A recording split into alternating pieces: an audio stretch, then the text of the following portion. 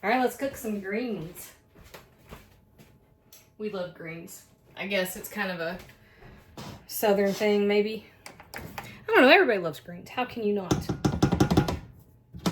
It's also an Appalachian thing. People from Asia, people from India, people from Europe. We all love it. Okay, so a little while ago, I made a ginormous pork butt and rendered it out, shredded the pulled pork, separated the liquid, which was pure pork juice, which here it is actually. Look, there's no water in that. I didn't cook it with any water, so I got pork jello. Highly flavored, and I cooked it with just salt, pepper, onion powder, garlic powder, and garlic cloves. So it's very intensely flavored. It's absolutely delicious, but it's very strongly flavored. It's very porky. But I also kept the pork fat, which is one of those secrets that people that are kind of like into cooking, you don't hear about this much, but the fats from animal products, hang on to them, because you can, first of all, I think if you're going to eat meat, you might as well use every scrap you got. But also, you can use those things in other dishes to like supercharge the flavor. And so I've got a little bit of pork fat in here, and that's what I'm going to use to cook my greens. And I've got turnip greens, which I love. But you can use collards, you can use kale. Kale is softer. Collards are tougher, so you just, you're going to change the simmer time just a bit. And I've got one big white onion that that was a yellow onion, actually, that I diced up. Use what you like. Use what you have. It's not the end of the world. Red onion doesn't work as well. But if that's all you got, that's what you got. Instead of the pork fat, you can use olive oil, you can use ghee, you can use butter. There you go. And I had 2 bunches of the turnip greens, and I just pulled it off the stems. And look here, I put it in a big bowl of water, and I filled the bowl with cold water, and then shook it and let it sit for a minute so that the dirt came to the bottom. Can you see that? Can you see the grit that came off of there? I don't know if you can see that or not. It's a lot. So don't skip that step. Even if it says washed, I don't trust it. I don't trust it. It's very sandy. And you can do the same thing with any greens. Spinach, collards, turnip greens, mustard greens. I love mustard greens. They're harder to find. People don't eat as much mustard greens, but I love them. And it also works with leeks. Leeks are great. They're so good. All right, so this is all we're doing. We're going to let this simmer. We're going to saute these for about 5 to 7 minutes, I guess, just until they're tender and fragrant. That's it at this point. We're just going to sit here and stare at this. So I'm not going to make you do that too. I'll be back. All right, we have softened, fragrant onions. And they're talking to us. Perfect. To this, we are adding a lot of garlic. Love garlic.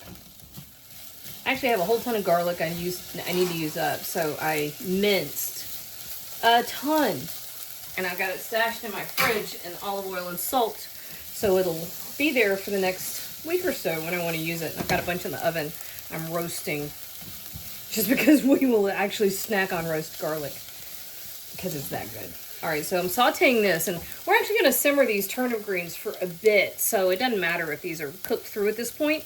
We're just kind of doing it because it helps develop the flavors with that bit of caramelization, the browning that's taking place.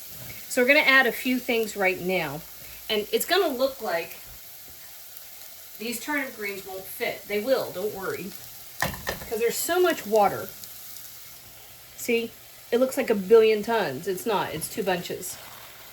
And we're going to add them in handfuls, and they will begin to compress and release water and compact. And just be patient. It takes them a bit. And we're going to give them some salt. This is kosher salt, so that's about 2 teaspoons. But we're not going overboard because we're using that pork juices, broth, whatever. And that was salted. Not heavily, but it was salted. And so we don't want to overdo it with the salt. And we will if we're not careful, because remember, everything's going to cook down. And so those flavors are going to concentrate. We want to season at every stage so that our final dish tastes seasoned, not salty. But we can adjust at the end, which is how you get food that is truly flavorful and not just salty. Season as you go, folks. And then this is all there is to it. We're just adding. All right, so we want these to be really intensely flavored. And one of the ways we do it is this. So a good tablespoon and a half of apple cider vinegar. I might add some more in a minute. I'm gonna wait and see how we like that. And then a good dash liquid smoke. If I had smoked pork butt, I'd use that. A good half teaspoon of cayenne pepper.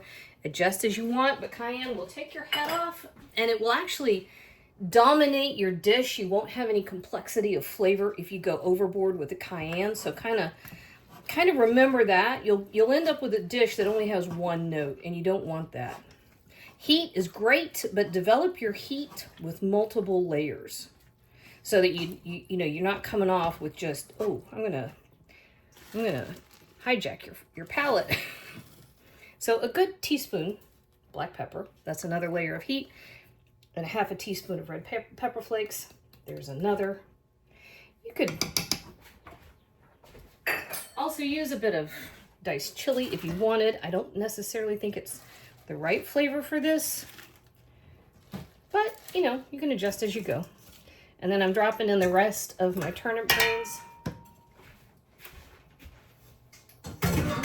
One last leaf. See, I told you how much that would compress, right?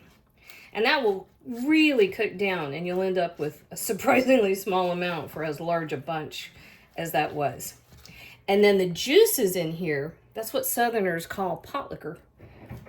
Man, it's good. There were entire generations of folks that would use that potlikker to soak up their cornbread. And that stuff is fought over. There were, I don't know, this is how much of a food nerd I am. I have read what the Works Progress Administration gathered in the 1930s after the Great Depression, when they would go around and interview folks on foodways in the South and in the Appalachian Mountains. And there was tons of information gathered about exactly this, about potlikker. And it was discovered that the families who had their nose up in the air and they were too good to drink the potlikker because it was considered kind of a trashy thing to do, those were the folks that had the biggest problems with malnutrition. And the people that consumed the potlikker were the people that actually were the healthiest. And so it's kind of like, well, there you go for thinking you're too good. I think it's absolutely delicious. So this is what you're looking for right now. Okay, this is going to come back. It's going to go on the back of the stove. We're going to let it simmer, and we'll come back to this in a minute because I am about to make cheese grits. That's a different video. Anyway, all this has to do now is simmer, probably half an hour. See how easy that is? I almost did not end up with any greens because Bladen got in here. So these simmered for, I'd say, about half an hour. And they are absolutely perfect. And this is what we have. Whoops. And like I said, Bladen got in here and I came in the kitchen and he was very happily devouring most of the pot. These are perfect. They are spicy. That